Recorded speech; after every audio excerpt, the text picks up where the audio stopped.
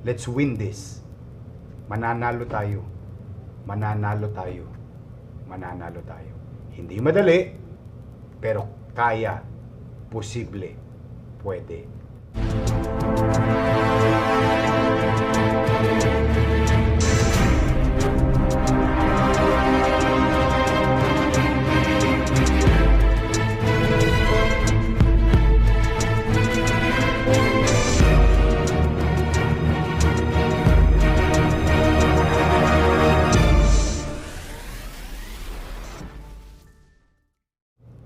Hi, magandang araw po mga kababayan sa lungsod ng Maynila. Sorry, excuse me. Sana po ay nasa mabuti kayong kalalagayan at malusog na pangangatawan ngayong araw na ito. Ito po ay isang special report kung saan nagaganap po ang ating bakunahan sa ating mga anak. So gusto namin kayong i-update sa nangyayaring mass vaccination. Nag-umpisa na tayo magbakuna last week, no? Pero ngayon po yung first day ng mass vaccination para sa mga A3 na 12 to 17 years old. Ito po yung may mga comorbidity. Please stay tuned. We will also share to you some good news about COVID infection sa ating lungsod. Salamat sa Diyos. Salamat talaga sa Diyos. At mukhang nagbubunga ang mga pagsisikap ninyo, mga batang Maynila, at ng pamahalang lungsod na bigyan ng karagdagang proteksyon ang bawat isa sa atin at pati ang mga dumadako sa atin. Opo, at nais ko pong ilahad sa inyo. And before we go on, makisuyo po sana yung ating mga OFW, immigrants, mga kababayan sa Mindanao, Visayas, at Northern Luzon, Central Luzon, and Southern Luzon, and Metro Manila na may mga kaanak dito sa Maynila. Kung kayo'y nanonood, ay please share this information to them para ma-update sila kung ano ang tunay na sitwasyon ng ating lungsod. At kayo rin ay manatiling manood sapagkat para na sa ganun ang inyong mga kaanak ay malaman ninyo anong sitwasyon ng syudad. Mga kababayan, nais ko pong ipabatid sa inyo at talagang pinagpapasalamat ko sa Diyos. Patuloy ang pagbaba ng impeksyon sa Maynila. No? Ngayong araw na ito ay nasa 59 lamang po ang ating new cases at nasa 586 na lang ang active cases natin. So it's been for the past 2 months, no, nasa 1,000 level lang tayo. Hindi tumataas, hindi bumababa, nandoon lang tayo sa level na yun. Bagamat ay talagang maraming impeksyon, no, lalo na yung Delta variant. Tapos in our own little way, pati ang ating Manila Health Department, no, mga medical frontliners ay patuloy na nagbabakuna at nagbibigay ng proteksyon kanino man, no? Kanino man. Ibig sabihin, mga dumadako sa Maynila dahil nagtatrabaho at naghahanap buhay at mga taga Maynila. And in fact, I will share it to you na hindi tumitigil ng pagpapabakuna ang ating lungsod down to surgical na po ang approach, no? To barangay level, community level, on top of the mass vaccination site. But as maigi naman makarinig naman kayo ng mga gagandang balita, no? Ayan po, sa 586 po. At sana po sa tulong ninyo, gustong-gusto ko lumabas na kayo ng bahay. Sa totoo lang mga kababayan, straightforward. Gusto ko nang lumabas kayo ng bahay, gusto ko nang makapaghanap buhay kayo, gusto ko makapamasyal na kayo. Ano man ang mga risk kapaloob nito, basta kayo bakunado. Magpabakuna kayo, o maaari tayo magka-COVID. COVID, mananatili po ito. Wag po natin bobolahin ng ating mga kababayan na ang COVID ay mananatili po yan ng medyo matagal pang panahon. But what is important to me, for you, is lahat kayo mabakunahan. Lalo na ngayon, yung ginagawa ngayong bakunahan ng 12 years old to 17 years old. No? But just to share to you data, no, nakita nyo naman po sa inyong mga screen. Ngunit, kaya ko kayo pinag-iingat, no? Ibig sabihin, pwede tayong mamuhay na may COVID-19, pero magtrabaho, makapaghanap buhay, makapamasyal, pero kailangan maging responsable pa rin tayo sa isa't isa. Sapagkat ang COVID-19 ay nagdudulot ng kamatayan dahil wala po talagang saktong gamot o cure. But may mga gamot naman na pwedeng makatulong para to survive, which meron naman ang inyong City of Manila. meron tayong remdesivir, meron pa tayong tocilizumab, no? Mga mamahaling gamot yan, pero nairaos naman natin sa awa ng Diyos at yung mga taga iba't ibang lugar na nabuhay dahil sa tocilizumab, masaya ako para sa pamilya ninyo. Tapos meron tayo ngayon na in-acquire, no? Molo o monopol something beer, no? Pasensya na kayo, hindi ko pa kayang banggitin yung produkto, brand, yung pangalan ng produkto. Pero ito ay sinuggest ni Dr. Willie Ong at ni Vice Mayor Hani Lacuna, kaya bumili po ng 40,000 ang City of Manila. Ito ay makatutulong naman sa mild and moderate. So yung gamot nating dalawa, yung remdesivir, moderate to severe. O yung tocilizumab, severe to critical, no? So ibig sabihin, lahat ng uri ng gamot pipilitin natin i-acquire. At palalakasin at palalakasin at palalakasin pa rin natin yung ating kakayanan. Ng mga kababayan natin may impeksyon, meron silang lugar, bahay pagamutan, at sila'y gumaling at mailigtas natin. Ngunit hindi pa rin ito garantiya. Kaya kailangan ko pa rin ng kusang disiplinang hinihingi ko sa inyo. Sapagkat nalulungkot po naman ako sa kabilang banda ay dalawa po ang kababayan natin na sumakabilang buhay. Nakikiramay po ako sa dalawang pamilyang yaon na sumakabilang buhay dahil sa infeksyon. While it is true na tayo pinakasiksik, pinakamaraming populasyon dahil maliit ang ating lugar pero marami tayong populasyon in terms of pagkakadikit-dikit, malaki ang posibilidad na maraming may infeksyon sa atin. Ngunit our data shows otherwise, no? Medyo na-manage siya, no? But still, may panganib pa rin, no? May panganib. Kaya lamang, ito kailangan natin suungin. Ayoko kayong mabuhay sa ilalim ng pananakot, sa ilalim ng takot. We cannot live in fear. We must take some level of risk kasi gusto ko mag-normalize na ang buhay nyo. Ngayon naman, yung mga bata, sana mapayagan na, naghahanda na rin naman ang Maynila para sa face-to-face. At nakita niyo po yan, nung nakaraang linggo, naghahanda na po tayo. Kung mapipili po, ang isa sa eskwelahan sa Maynila ay medyo may ready na tayong isang eskwelahan, pati yung ating mga guro, no? Now, 107 naman po ang nakaligtas na sa tiyak na panganib, no? At doon sa 107, sana po ay share your experience sa inyong mga kaibigan, mahal sa buhay, kung gaano kahirap may impeksyon. Ako, napakahirap po. Naranasan ko po yung may impeksyon, no? Psychologically, emotionally, economically, affected ka. At ito'y kapulutan ng aral ng inyong mga kakilala. So, lagi lang tayo mag-iingat.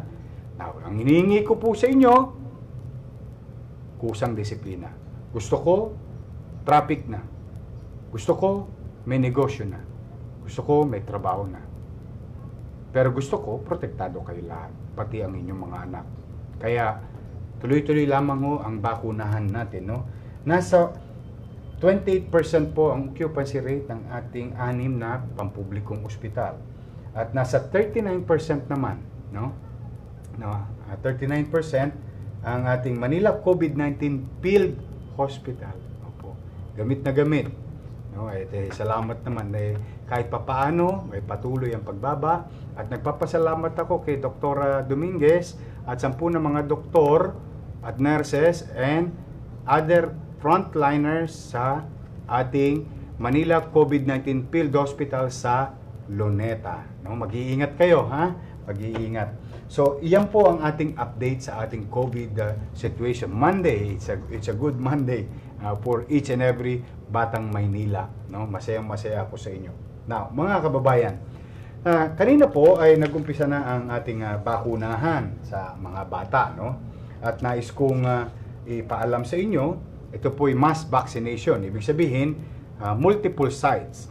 At ang advice po sa amin, no, ay magbakuna muna sa ating ospital. 6 po ang ating ospital, no? Kaya nagbakuna tayo kanina. Umabot po sa 530 ang nabakunahan kanina. Yan po si Vice Mayor, si Hani Bakuna. Kasama si Congressman Yul at saka si Doc Pox Pangan, no? Tayo po ay nagbabakuna sa ospital ngayon. 530. Mga kababayan, ito po, mga nanay at tatay, lolo't lola, ang pinapayagan pa lamang po ay mga batang may precondition. Okay. Okay lang po yan. Pero gusto ko lang ipaalam sa inyo na ang inyong pamahalang lungsod ng Maynila ay nakapag-imbak. Opo. Nagsinop kaming mag-ipon ng bakunang Pfizer at Moderna. In fact, as we speak today, may mga 20,000 doses tayo, no, na naka-ready. So, antabayanan nyo lamang kung saan at kung kailan sasabihin ng DOH na pwede na ang lahat. Ibig sabihin, A1, A2, walang A1 kasi frontliner. O A3, A4, A5. No? Pag pwede na ang lahat, 12 to 17 years old. In fact, para ma-share ko lang ho sa inyo yung data, no? Ito po'y 530 na bakunahan, pero po, mga kababayan, naka 752 na tayo na mga bata na may comorbidity na nabakunahan sa Maynila. Ngayon, kung kayo naman ay nanonood at gusto ninyo nang pabakunahan ang inyong anak at sila may comorbidity, ito naman po ang kakailanganin ninyo. Medical certificate with doctor's signature, proof of birth certificate, baptismal, school ID, PWD ID, etc. And signed consent and assent form, which is doon na po yung sa site gagawin. So yan lang po ang kailangan ninyo para mapatunayan na ang inyong anak na 12 years old to 17 years old ay pwede nang bakunahan dahil sila ay may comorbidity, no? Ngunit, para for purposes of transparency, kasi marami pong mga magulang na excited, totoo naman to, kasi nung nanawagan ako last month, no? Last month tayo pay, no? Naganda na tayo last month, wala pa ito, pero nanawagan na tayo na magparehistro ang mga magulang ng may 12 years old to 17. Ito po ang data natin ngayon. 45,047 na po ang nakarehistro. Ang District 1 and 2, 15,000. Ang District 3, 5,000. Ang District 4, 8,000. District 5, 9,000. District 6, 6,000. More or less. Now, ngayon, iyan po ang nakarehistro sa ating www.manilacovid19vaccine.ph. Yung mga nakapagparehistro, antabayanan nyo lang, no? Kasi ang pinananawagan pa lamang ngayon ay mga batang may comorbidity. Pero kahit papaano po, masasabi natin o kaya natin bakunahan at least humigit kumulang 10,000 kasi 2 doses, no, with our stock on hand. Opo, yung nasinop natin, yung nung natabi natin. O kasi tuloy-tuloy pa rin naman ang bakunahan. Meron tayong Sinovac, meron tayong yung binili nating AstraZeneca, yun naman po yung nilalatag pa rin natin araw-araw.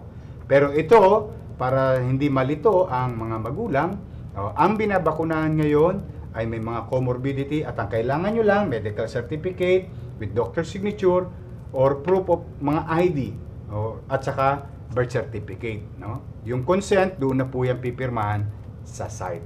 Mabilis lang po yan. No? 6 na site po ang bakunahan natin ngayon. 6 na ospital. So doon naman, balikan natin yung 45,047, antabayanan nyo lang at kami naman po'y magte-text.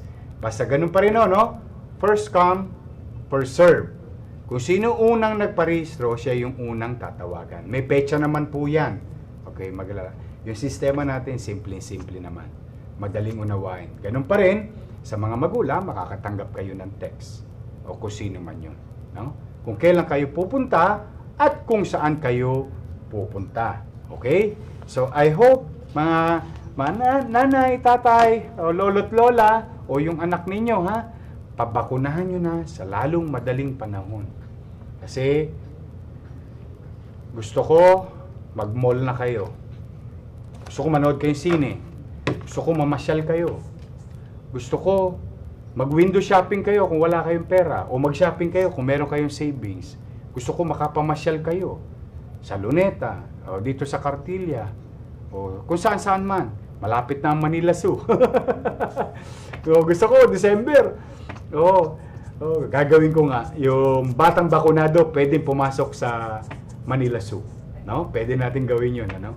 Para makita nyo yung bagong Manila Zoo na pangarap namin matapos ng Disyembre. Pag natapos yung Disyembre, gagawa ako ng rules para makalabas kayo. Makapamasyal kayo at makita nyo yung bagong Manila Zoo. Okay? So, yan yung bakunahan natin sa bata, no? Ngunit, tuloy-tuloy pa rin ang ating bakunahan. Bagamat, kakaunti na lamang talaga ang nababakunahan araw-araw, dala ng halos lahat na bakunahan naman. No? 2,519 ang ating nabakunahan ngayong araw na ito sa ating A1, A2, A3, A4, A5, no? Na 18 years old above. So, tuloy-tuloy po lamang yan at hindi po tayo titigil kahit na panaka-naka. Ngayon, para sa inyong gabay, may bakunahan ulit bukas, no? First dose vaccination schedule for A1, A2, A3, A4, A5, Tuesday. SM San Lazaro, 500 doses.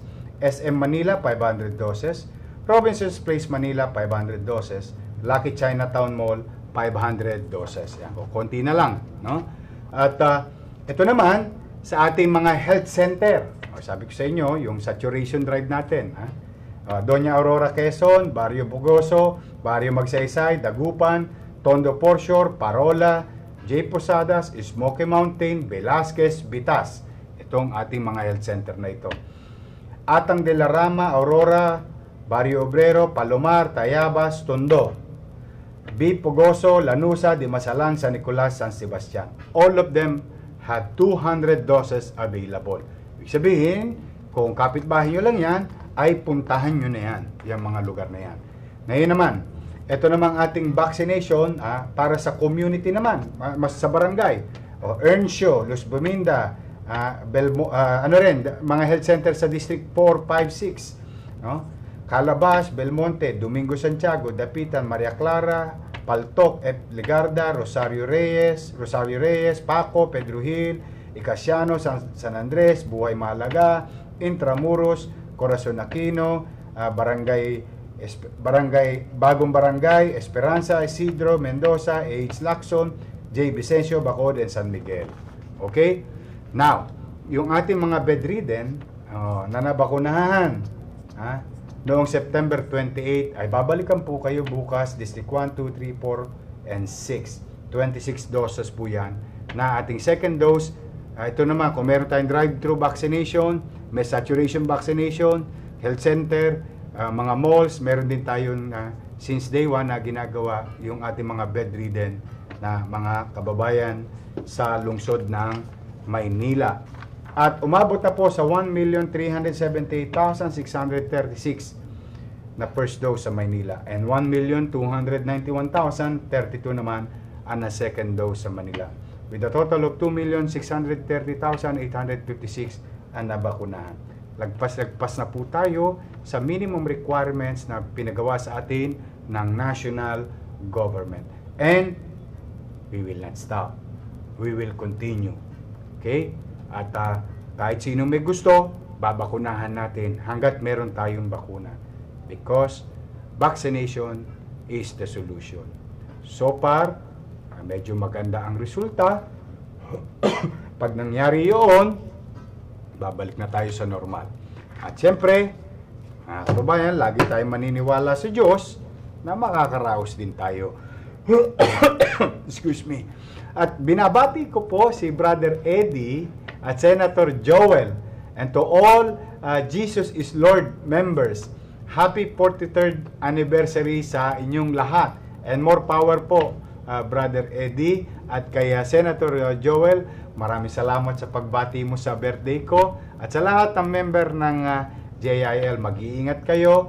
And I hope, please pray for our fellow men, for our country, and for the world, na sana, kaawaan tayo ng Diyos na makaraos na itong pandemyang ito sa buhay natin at maitawid natin ng tao. Kaya naman kayo, mga batang Maynila, no, patuloy namin kayo update, no? Whether it is bad news or good news, bad situation, good situation. We will continue to update. But for now, let's vaccinate your children. Our children. Let's protect them. Kailangan natin silang bigyan ng proteksyon. At nang sa ganun, makabalik na sila sa labas. So muli, for now, ayan po muna tayo. At mag-iingat kayo mga kababayan. Magpasalamat tayo sa Diyos. Isang linggo na naman na nakaraos. Nanonood kayo, ligtas. Maraming salamat. At mamayang gabi, magdasal tayo. Magpasalamat tayo sa mga bagay na pinagkaloob sa atin. Manalangin tayo para sa mga taong may sakit. Naway hagkan ang kamay ng Panginoon Diyos. At nang gumaling na sila sa lalong madaling panahon.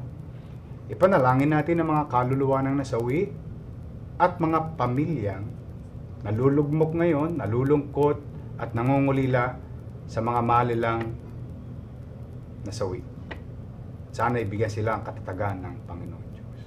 At ipanalangin natin yung mga mahirap nating kababayan na nawa magkaroon na sila ng kaluluwagan sa buhay.